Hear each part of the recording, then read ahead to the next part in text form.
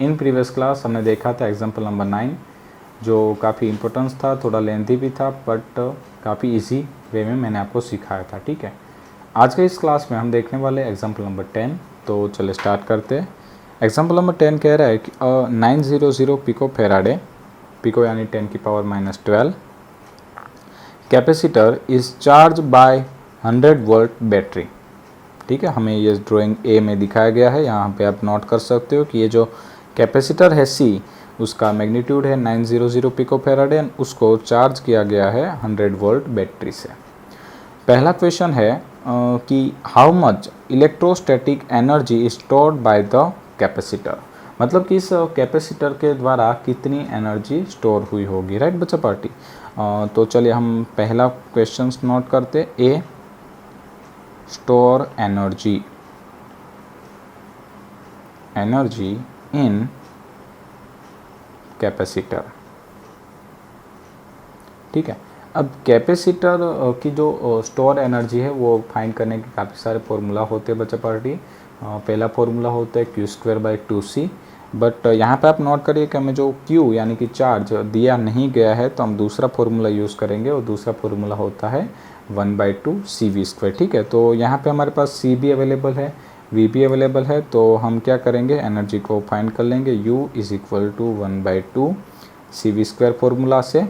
अब 1/2C की value कितनी थी, तो क्वेश्चन में हमें दिया गया था 900 पिको यानी 10⁻12, और V² यानी वोल्टेज, तो आप नोट करिए हमें कितने वोल्ट दिए गए थे ड्राइंग में, 100, तो 100 का स्क्वायर होगा, V² यानी 100 का स्क्वायर हो गया।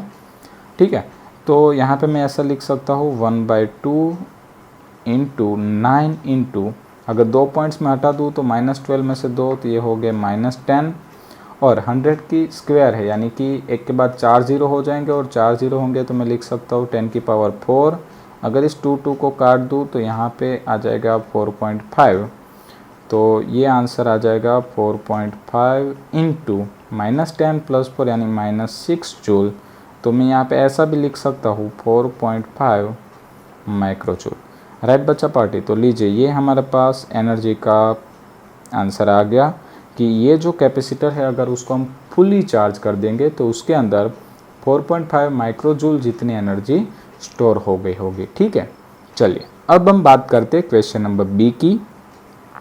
तो बी क्वेश्चन में क्या कहा गया है कि the capacitor is disconnected from the battery, मतलब उसे बैटरी से अलग कर दिया गया है, and connected to another 900 pico Faraday.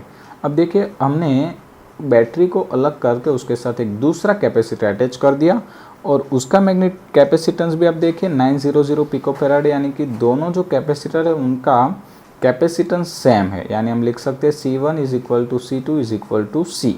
Right, okay.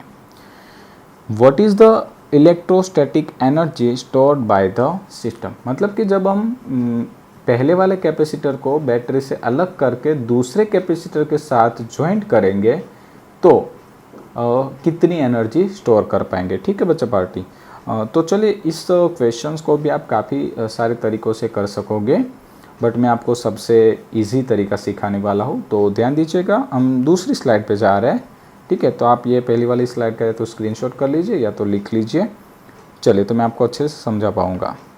चलिए, हमने क्या किया था, एक कैपेसिटर था जो हमारे पास ऑलरेडी अवेलेबल था, दूसरा एक कैपेसिटर हम लेके आए थे जो हमने इसके साथ पैरेलल में जोड़ दिया था। ठीक है, सॉरी, ऐसे बैटरी की जगह पे जोड़ दिया था। अब नोट करिए कि जैसे हम इस कैपेसिटर को यहाँ पे अटैच करेंगे तो क्या होगा कि यहाँ पे चार्ज जो है वो डिस्ट्रीब्यूट होना शुरू होगा, और जैसे कि हम देख सकते हैं कि यहाँ पे दोनों कैपेसिटर के कैपेसिटेंस का मैग्नीट्यूड सेम था, तो जो चार्ज है वो इक्वली डिस्ट्रीब्यूट होगा। ठीक है, तो हम ऐसा कह सकते हैं कि सपोज़ इस पहले पे, मतलब कि जब हमने यहाँ पे बात की तो सपोज़ ये जो पहला वाला कैपेसिटर था उसके ऊपर अगर चार्ज था Q, ठीक है, तो इसकी एनर्जी कितनी हो सकती है, तो हम यहाँ पे नोट कर सकते हैं U = Q²/2C जितनी एनर्जी हो सकती है। अब क्या हो जाएगा कि जैसे हम उसके साथ दूसरा कैपेसिटर को अटैच करेंगे तो दोनों पे जो चार्ज है वो इक्वली डिस्ट्रीब्यूट हो जाएगा, यानी कि एक पे आ जाएगा चार्ज Q/2, दूसरे पे भी आ जाएगा चार्ज Q/2, ठीक है।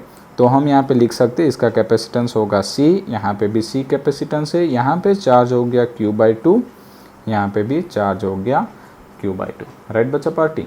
तो चलिए अब हम क्या करेंगे, हमें यहाँ पे टोटल मतलब कि इन दोनों कैपेसिटर को जोड़ के कितनी एनर्जी स्टोर होगी वो ढूंढनी है।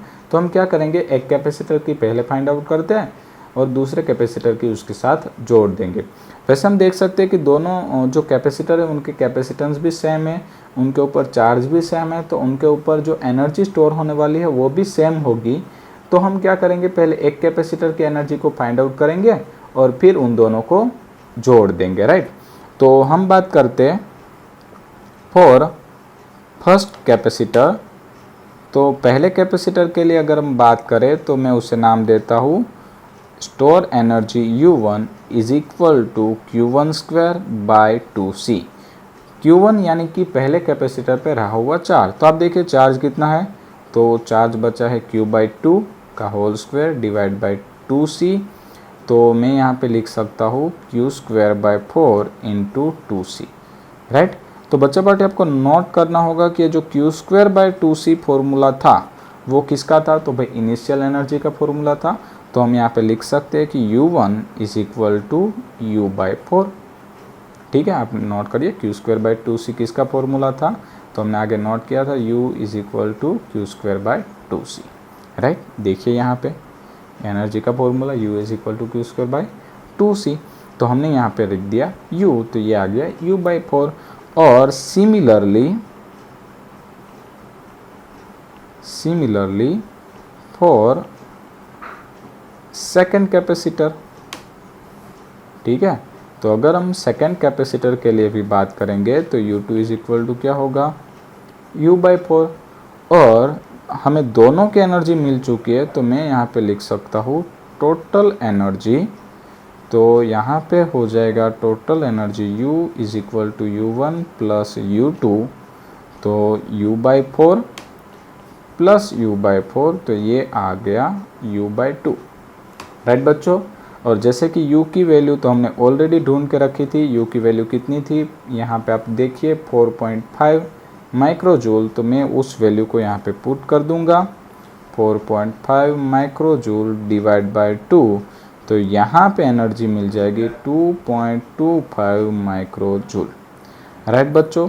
तो ये आ गया हमारा आंसर। और हम कह सकते हैं कि जब हम बैटरी की जगह पे उसके जितना ही अमाउंट वाला एक दूसरा कैपेसिटर जोड़ देंगे तो हमारी जो स्टोर एनर्जी है वो पहले से आधी हो जाएगी, ठीक है। मतलब पहले हमारा आंसर आ रहा था 4.5 माइक्रोजूल, बट अब हमारा आंसर आने लगेगा 2.25 माइक्रोजूल। तो आई थिंक ये एग्जांपल आपको अच्छे से समझ में आया होगा बच्चा पार्टी। इन नेक्स्ट क्लास हम स्टार्ट करेंगे chapter number 2 electric potential and capacitance की एक्सरसाइज, राइट बच्चा पार्टी। Thank you.